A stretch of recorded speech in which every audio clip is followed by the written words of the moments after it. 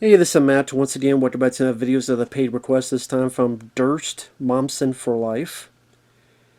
He wanted me to talk about Captivity from 2007.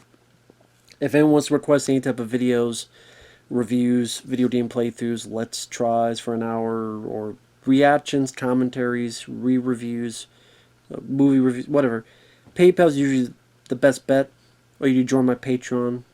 But the PayPal and those links are down either over there or over there, wherever YouTube put them nowadays. But they're in the info box. And Captivity,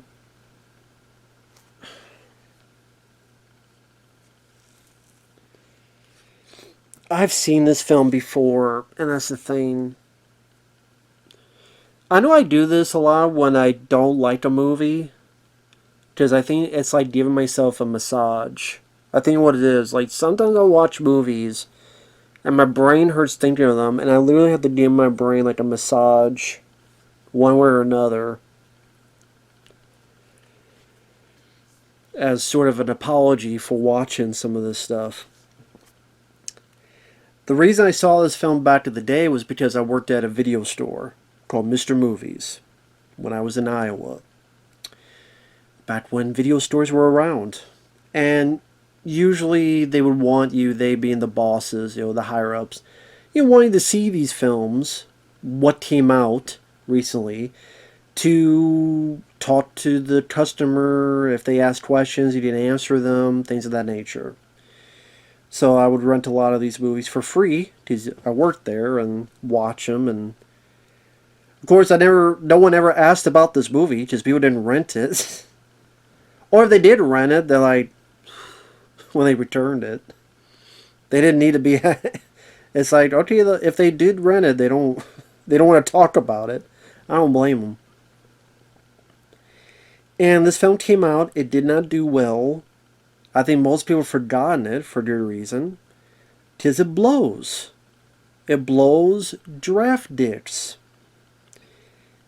Giraffe? Well, I mean, usually, it blows donkey dicks, but, giraffes at this point. Because it blows a big one. I'm assuming it's a big one. I don't need to know the info detail. Anyway, before my mind's captured more so into dirtiness of ineptitude proportions. This is directed by Roland Joffé, and I knew that name sounded familiar to me because he directed The Killing Fields, which I did watch. I reviewed it. I didn't mind it, but it was a very critically acclaimed film. He also did The Mission with Robert De Niro, another critically acclaimed film. So that's why it's so weird. It'd be like if Martin Scorsese had directed Hostel. Like, what? It's just not in their realm. But yeah, from when I looked up, Roland Joffé never directed a horror film, and it shows. But I guess what happened was this was meant to be a thriller. Just a thriller. About Elisha Cuthbert. He wants to say Eliza Douche too. Elisha Cuthbert, who I liked in the movie House of Wax, the remake. I thought that was a pretty good remake. She was on the TV show 24 with Kiefer Sutherland as the daughter who was kidnapped and among other stuff. Because when this film came out, there was a joke of, wow, you used to get kidnapped, huh? Or captured. And I like Elisha Cuthbert. I think she's a decent actress. Much better in the House of Wax remake. Here, she's not given much to do. So, I mean, people can complain about performance. I don't blame you for doing that, but I don't think she has much to work with. I think she does what she can. But again, I like her as an actress. She just captured, lo and behold, put into captivity, lo and behold, and is pretty much messed with and tortured for the most part psychologically, again and again and again and again, until this twist and this twist happens, and then blah blah blah, and then the movie's over. The end. Now, like I said, this is supposed to be a thriller, but I guess the producer, I don't know if it was After Dark, because I think After Dark released this. So one of the producers who was with that company said, we need this to be more like Hostel, because that made money. And we need this to be more like Saw, because those films are making money. So they went back and they re-edited stuff and they threw in a lot of gore, or some gore. And it didn't matter because the film bombed. The film bombed and people didn't like it. Critics trashed it for good reason. And then it got into the bargain bin at Walmart for $5 and people still didn't buy it. So it went from a thriller to a more gory torture porn. And I'm not a fan of those type of movies. Because there's really not much of a story, not much of a progression, not much of anything other than you just see something repeated over and over and over again. And maybe you could go, oh, that's some decent gore. And the terrorists don't have much to do other than scream, be tortured, scream, be tortured, scream, be tortured. Kind of gets old after a while. A short while. And not only that, but this film, because of the re-editing, because of the additional photography, it just comes off as lame sleaze and a lot of stuff that doesn't make sense. And, I mean, thankfully it's a short film, but if you watch the film, you're not going to really hold this into high regard to go, I need to own this or rewatch this or get much merit out of it. Because when you look at the film, okay, for example, this is spoilers. The first scene in the movie. Because I had seen the movie before, so I knew what to expect. So when rewatching the film for this, I'm like, oh, the first scene doesn't make a lick of sense. The first scene is a guy being tied down with a tube up his nose, blood coming out, force-fed stuff, and the guy's freaking out, being tortured. Someone comes up and hits the guy in the head with a sledgehammer. You don't see much of that sledgehammer hit, but then it goes through the credits. Why do I say this makes zero sense? Because obviously, putting it at the beginning here, it's meant to infer these are the killers. Or I'm sorry, killer. You find out it's two killers. Two brothers. I know, spoilers. But it does not make sense because their MO throughout the entire rest of the movie is they go after women. And only women. They have tapes of only women. They talk about only women. And something about how the mom abused one or both of them, and then one killed their mom, and then they do this because to reenact those whatever blah blah blah psychological have it, go cry me a river, find a bus to catch, eat some Fid Newtons, maybe that'll calm you down. So if the rest of the movie they're just women, women, women, then who the hell is the guy that you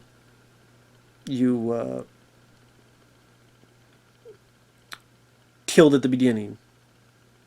Now, the first time seeing this, you're not going to think about that because, oh, you have that scene, then Eliza Dushku.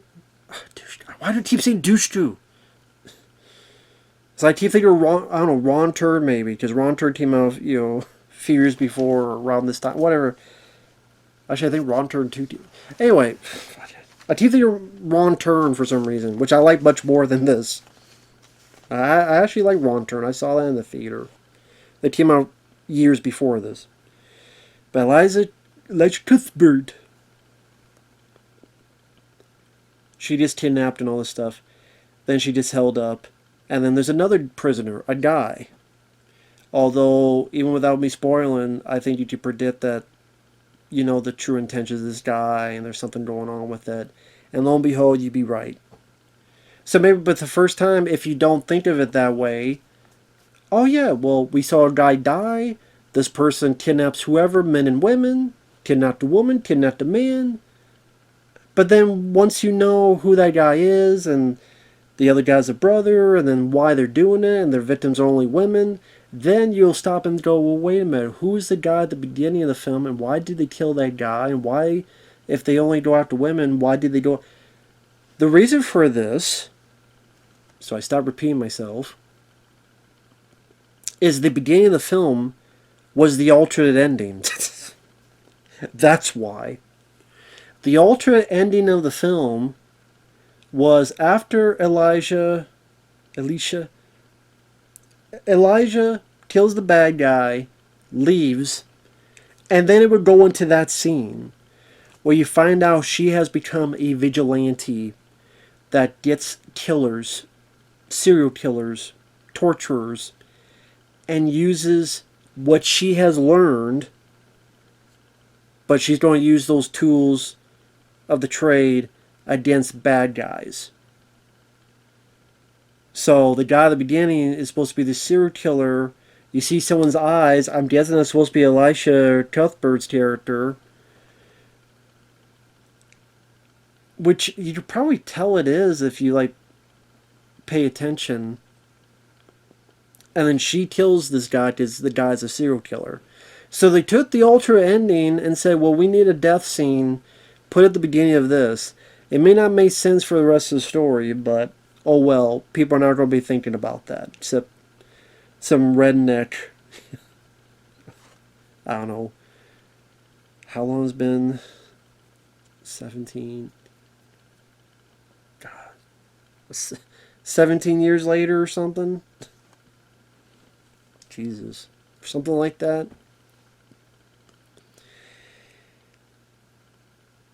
So after that, like I said, Elijah goes to she's a fashion model.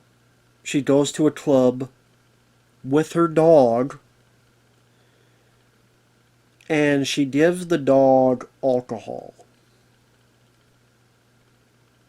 The reason that stupidity happens is because the bad guy drugs her drink. Not only does it drug her drink, that means it drugged the dog's drink, and that means her and the dog got knocked out. So not only is this a movie where the girl gets roofied, but the dog gets roofied too. But is he going to do the same thing to the dog that he wants to do with the girl? I don't know. There are sadly people out there who would do that. Get on all fours like a dog. Which dog are you talking about?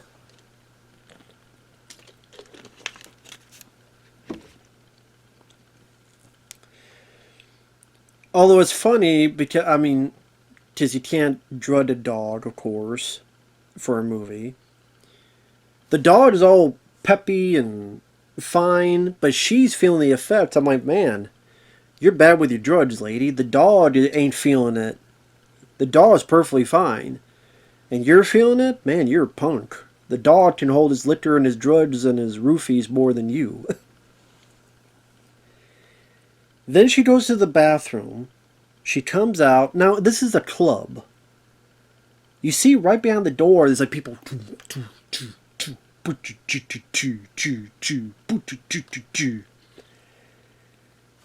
Let me tell you, in a club, in real life, there'd be people in that bathroom hallway snorting cocaine, doing ecstasy, humping, bumping, grinding, fucking everywhere, kissing, making out, humping, creaming their pants. That would not be empty. Let alone be empty enough for a long enough time that the killer had a tripod, I guess, in his crotch, up his ass, in his pants, put the tripod down, put the camera down, left the camera there long enough, which would have been funny if someone came in, just stole the stuff to sell it later. That'd be hilarious.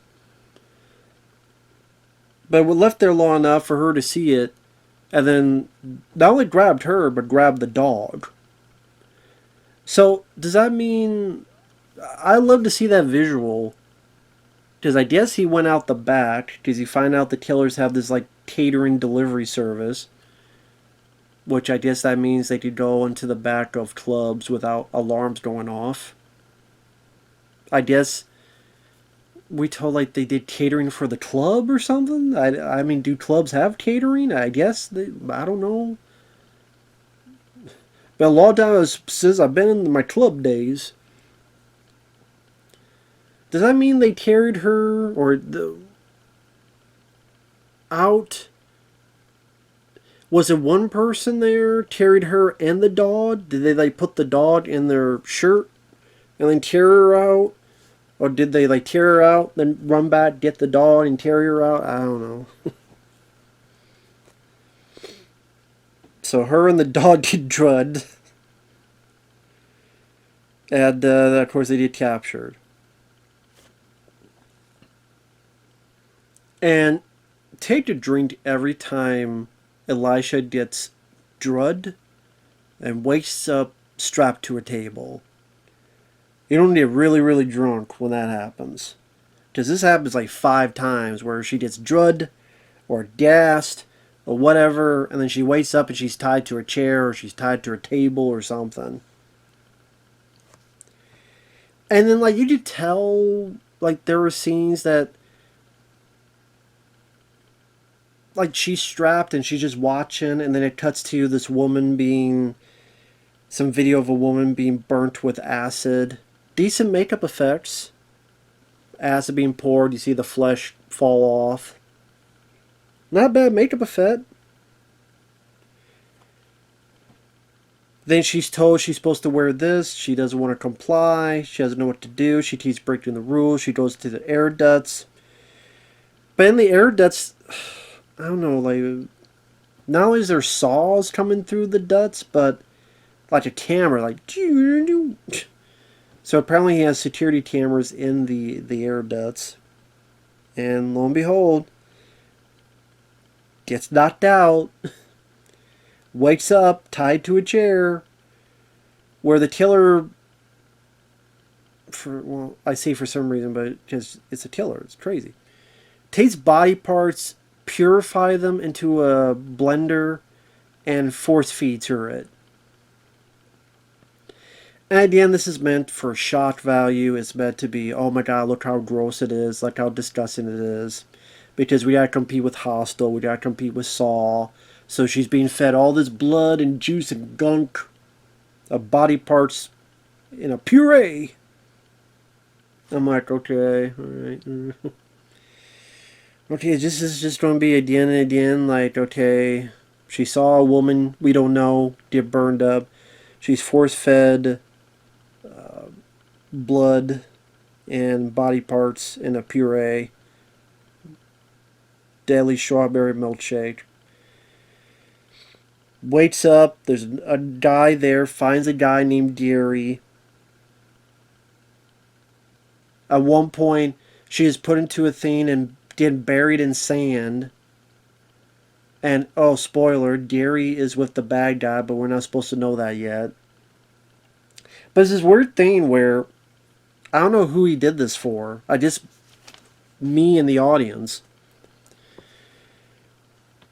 He's like going around going, you motherfucker, I'll get you, buddy, I'll get you. I'm going to break this camera and I'm going to yell. Who are you doing this for? She can't hear you. How do I know that? You're in the room above her. She has sand and stuff ready to bury her. She cannot see you. So you're doing this and doing this acting job for her. Well, no, it's not for her. I was going to say, it's not for her. If it was something like she could see him and then he's doing an act, a performance, then that would make sense later on in the story. But no, he's doing this acting performance for a girl that can't even see him because he's above her. And because he breaks through the floor to get her out. In order to be the hero, they try to escape through a garage. They get knocked out again, and they get tied up again.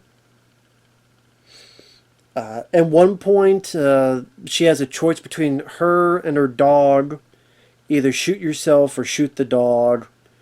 So, she wants to save her life. So, it's funny. I read a review where they said they hated her because she didn't shoot herself. She shot the dog. And I'm sitting there going, okay, there's a lot of things to hate about this film, but you're mad that someone saved their own life? I mean, I get it. I like pets as well, but you do know that means the other animal's going to die too, probably. But anyway. Which I'm sure that turned a lot of people off because people don't want to see dogs get killed in movies. I mean, this, or pets, Anyway. And then the one guy's teeth gets pulled out, some of them. And then I think they say it's only been like 4 days or something. And so when Gary and her are holed up in this room after he's gotten some of his teeth pulled out, they have sex. This is what happens, I guess. 4 or 5 days, you get freaked out and stuff. You just go into the sex. Then Gary wakes up, he goes outside, he has his secret key card stuff. And lo and behold, he's with the killer, because they're brothers. The other guy is Pruitt Taylor Vince. Or he was in the 1990 Jacob's Ladder film. He was in Identity. He was in Constantine.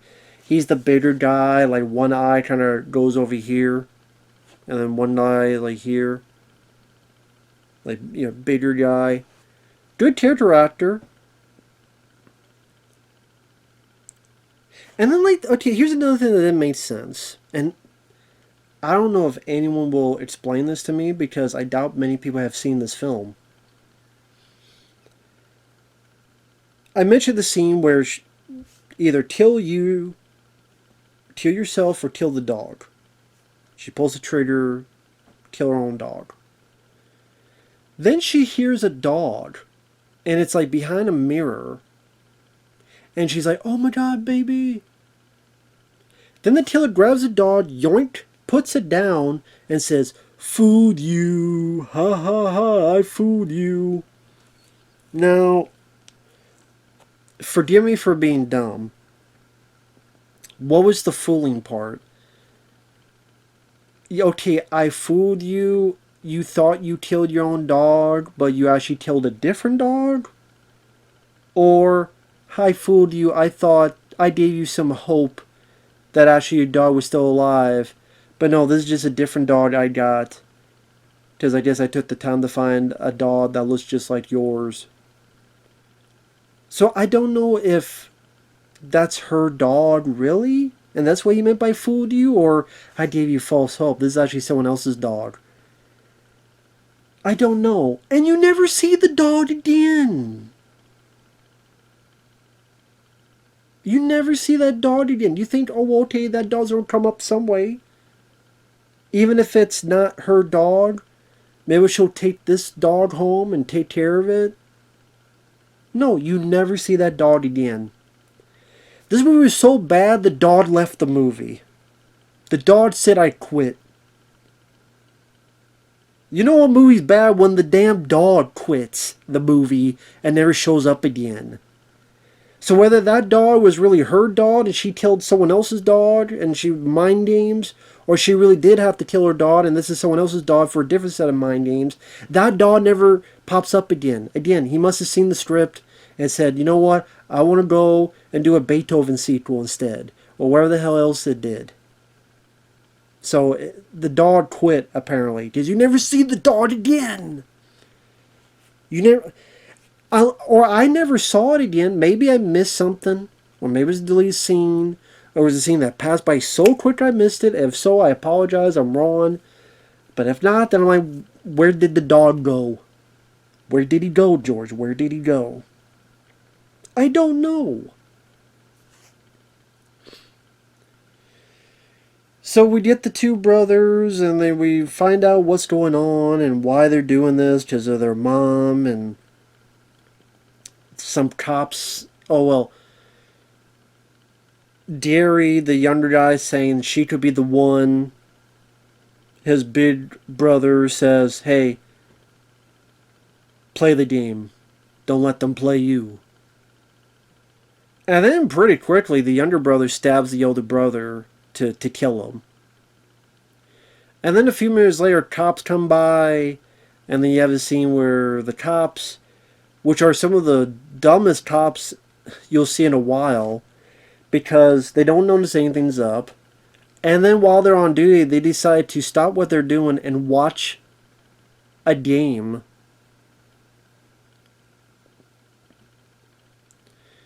And I'm sitting there going, okay, And like this killer, I'm sitting there going, okay, you have video footage, like you have the camera set up. You could make up any excuses. Like, I'm sorry, man, you can't. The TV's busted. Say, I'm sorry, man, the TV's on the fritz. You can make up any excuse. It's not the cop's job to stay and watch your TV. But anyway. The guy, Gary has a shotgun, shoots the two cops. Elisha escapes. Tab mouse. The bigger brother decides to try to kill Elisha, and I'm like, Elisha Cuthbert. And I'm sitting there going, your younger brother tried to kill you. So instead of trying to kill him, you decided to kill the girl who didn't try to kill you. Don't kill the guy that stabbed you. Kill the girl who didn't stab you. Well, you deserve to die for being too stupid to live. You're so stupid, I'm surprised you know how to breathe. But he's not breathing long because she finishes the job. More tab mouse.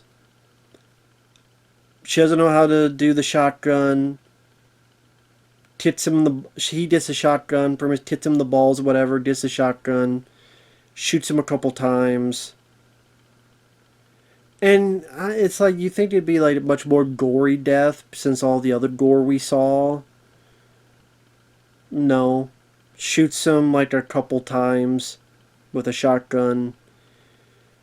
No head explosion or blowing up arms. Or again, you want... Again, because this is meant to be just a thriller. I guess in the style of Sleeping with the Enemy, Pacific Heights, like those type of films, Fatal Attraction, those type of thrillers. Until the producers added more of these gore scenes. Not that it helped. So then she leaves without the dog that disappeared. I don't know what happened to that dog. And then the movie's over. Unless you watch the alternate ending, which is the beginning of this movie. The movie offers, other than some pieces of gore, or you're a diehard Elijah Cuthbert fan, which I would say go watch House of Wax remake, that has gore, but has more of a story, has more of a point, a direction, we're actually going somewhere with the story. And you have like the cool locations and the whole set piece at the end where they're in the wax museum and they're going up the stairs and everything's on fire, so the building's literally melting because the entire building's made of wax. So like they're trying to fight a killer amongst this whole building melting around them. Very cool set piece. Paris Hilton gets killed, so that's a that's a bonus. Really enjoy that review. Just go watch that if you want to watch an Elijah Cuthbert horror film with gore. There's stuff that doesn't make sense. There's plots, the twists that you could pretty much predict. Psychological torture, she is knocked out. Wakes up, tortured, knocked out. Rinse and repeat for like 80 some minutes. The end. And you don't even get to know Elisha as a character, so why do you care? I don't mind the actress, but she's a fashion model, she has a dog, then she's kidnapped. That's all you know. There's no story about her dealing with past trauma, or her dealing with parents, or dealing with family, or dealing with nothing. There is no other...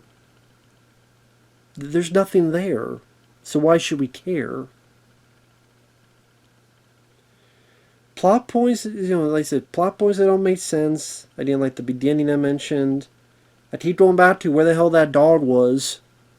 Is that dog still there? I don't remember them. They didn't kill another dog. I don't remember the dog running away. What happened to that dog? What happened to it? He quit. He quit the movie, so... So bad the dog quit the movie. There you go. Thanks for watching. We'll see you guys later. Bye-bye.